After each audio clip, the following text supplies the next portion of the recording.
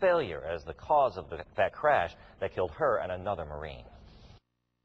Days later, grief, heartache, and more questions. Marine Captain Elizabeth Keeley, one of 2 pilots killed during a Friday training flight at the 29 Palms base north of Palm Springs. Here she is in December in front of her Huey helicopter. Her mother, Chris Keeley Thompson, spoke to us from her Florida home. Right now I'm coherent and okay, but there are other times I'm just a puddle of tears because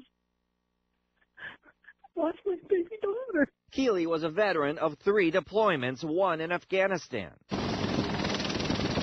who thrived in the test and function role flying helicopters post-maintenance. On the day before the crash, she called her mother and briefly mentioned what she would be doing the next day. They sent her back to Pendleton to get this aircraft that was supposed to be fixed and fly it back to 29 Palms.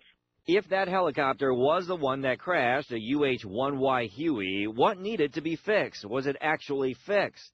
We contacted the Marines and are still awaiting a response. Keeley's mother says the Marines did answer one of her questions. Keeley knew she was in trouble and communicated it on the radio. She declared an emergency 5 minutes from landing. And in talking to other military people, they said, that doesn't mean pilot error. That means something went wrong with the helicopter, and they were trying to fix it, but obviously they couldn't. We talked to several former Marine helicopter pilots who told us a distress call does not exclude pilot error, but mechanical failure clearly a possible cause, and the first step in that investigation will be a look at the maintenance records. And that crash investigation will take several months. Keeley's mother says her daughter never shied away from a challenge, quote, once declaring, I'm going to join the Marines because it's the hardest branch of the military and I'm going to fly helicopters because that is the hardest thing to do.